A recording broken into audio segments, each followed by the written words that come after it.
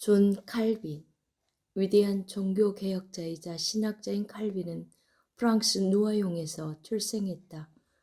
기초교육을 마친 후 1523년에 파리에서 철학과 논리학, 라틴어를 수학했으며 20대 초반까지 오를레앙 대학교와 부르조 대학에서 법학을 공부했다. 생애 여명기에는 카톨릭 사제, 법률과 기독교 인문주의자가 되고자 했으나 갑작스런 회심을 통해 하나님이 그의 마음을 바꾸신 이후부터는 오직 성경만을 유일한 텍스트로 삼아 그것의 교사, 해석자, 수호자로서 자신에게 부여된 나그네의 삶을 살기 시작했다. 교회를 본래의 순수한 모습으로 회복시키라는 하나님의 명령을 듣고 로마 카톨릭을 벗어난 그는 파리로부터 피신하여 프랑스 각지를 전전하며 여러 개혁자들과 알게 되었고 1535년부터는 스위스 바젤에서 불후의 명작인 기독교 강요를 집필하기 시작했다. 이듬해 출간된 이 책은 1559년에 최종판이 나오기까지 계속 수정 중보되었다. 23년이 넘도록 끊임없이 개정하여 방대한 저서가 되었음에도 불구하고 신앙과 사상에 있어 초판과 최종판 사이에서 차이를 찾아볼 수 없다는 것은 놀라운 일이다. 이는 오랜 분투와 연구를 통해 그의 지식과 지혜가 풍부해졌음에도 처음의 확신과 사상을 변경할 필요가 없었음을 보여준다. 다시 말해 그가 처음부터 성경에 충실했으며 자기 사상에 의존하지 않았다는 것을 의미한다. 1536년 파레르의 요청으로 제네바 종교개혁에 참여하였고 이후 일생 동안 제네바의 종교와 정치, 시민생활 전반에 걸친 개혁에 헌신했다.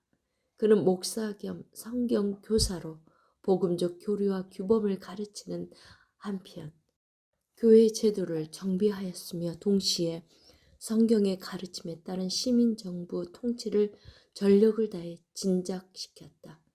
칼빈은 다른 유럽 국가의 종교개혁을 확산시키기 위해서도 노력했다.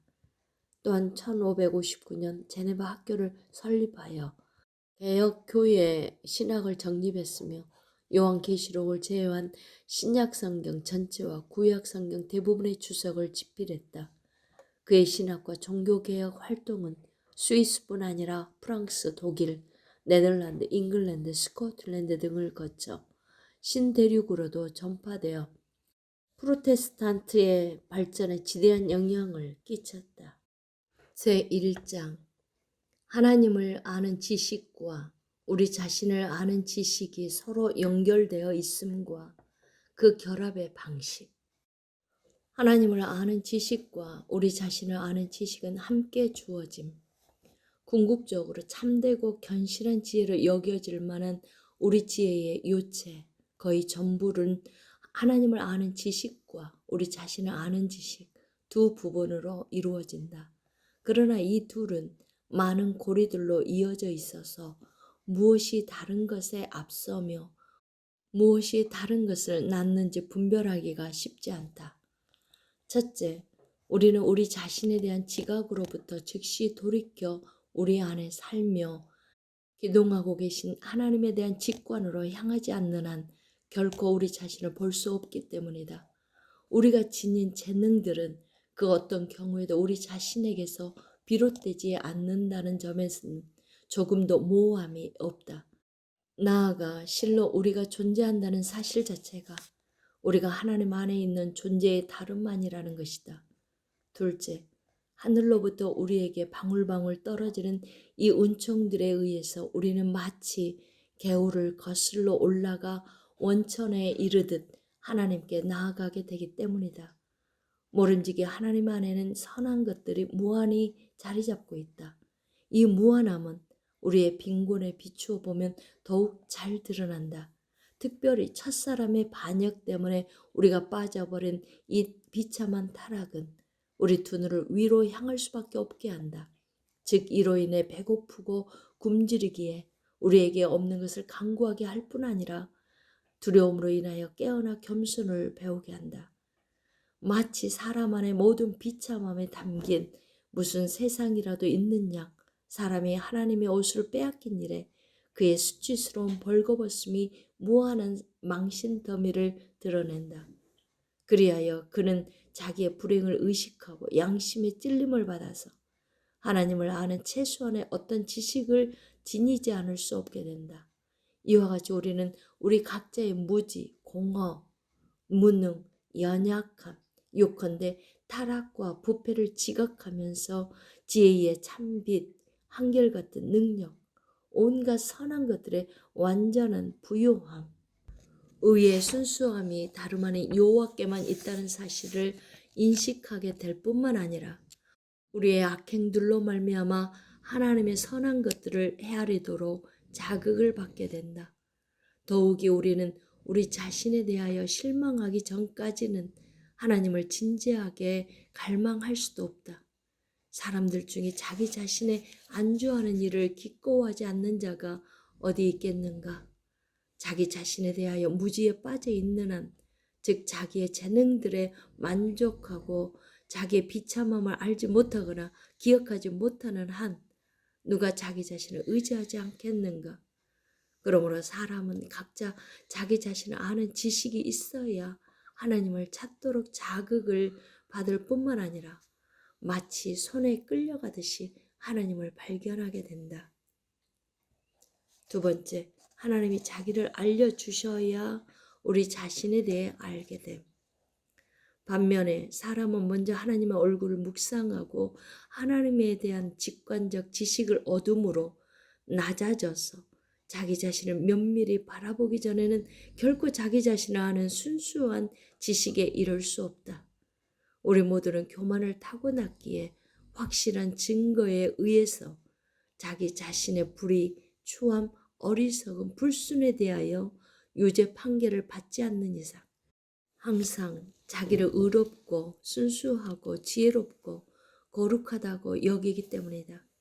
진정 우리는 우리 자신을 돌아볼 뿐만 아니라 이러한 심판에서 요구되는 유일한 규범인 여호와를 함께 바라볼 때 비로소 우리 자신에 대하여 유죄 판결을 내리게 된다. 왜냐하면 우리 모두는 본성상 위선에 빠지는 성향이 있으므로 의 자체보다 의에 대한 그의 공허한 모상에서 넘치는 만족을 느끼기 때문이다.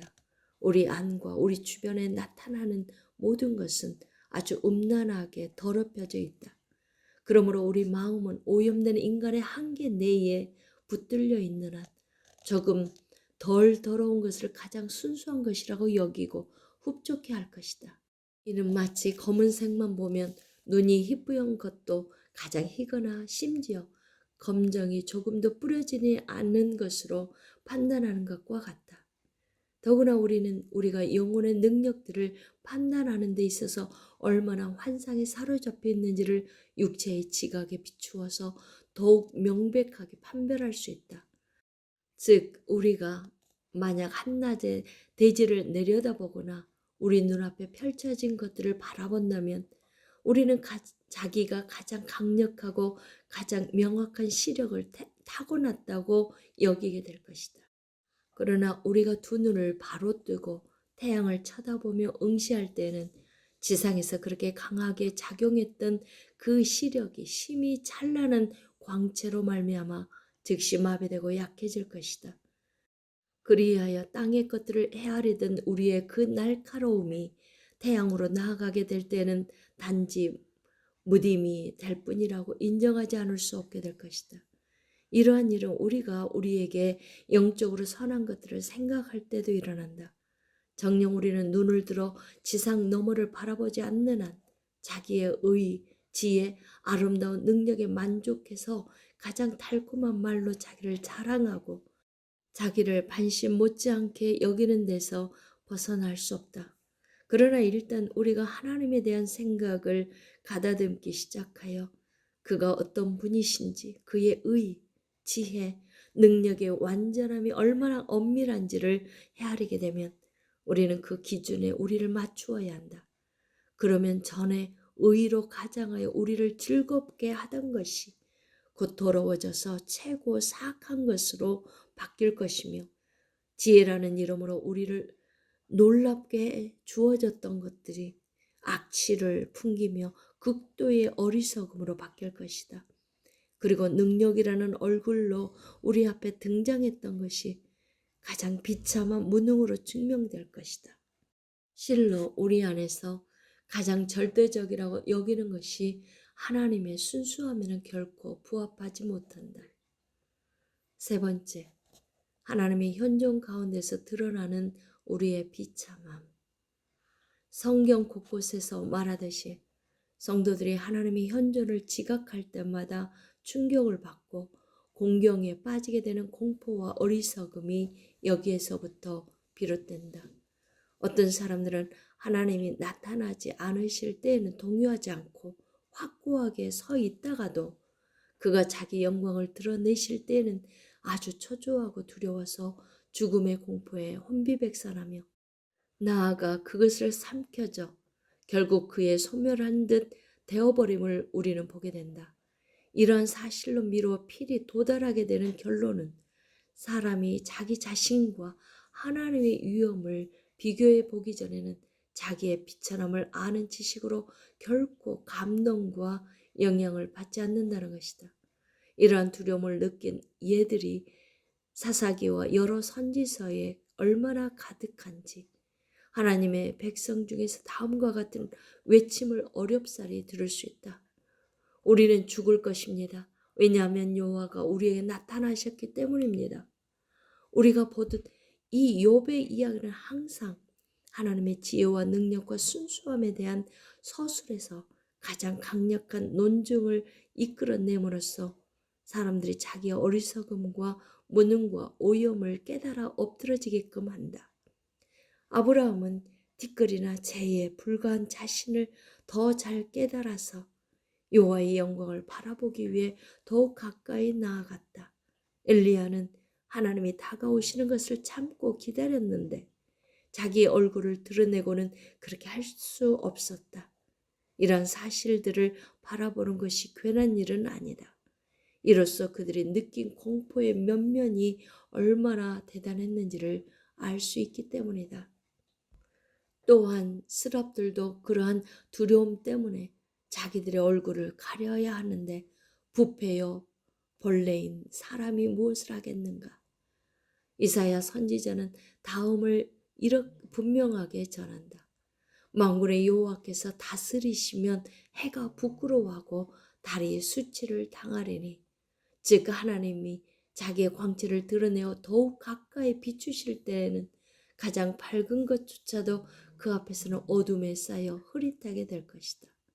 이러함에도 불구하고 하나님을 아는 지식과 우리 자신을 아는 지식이 여하튼 서로 띠로 묶여 있으므로 전자를 먼저 논한 후에 후자로 넘어가서 다루는 것이 올바로 가르치는 순서라고 하겠다.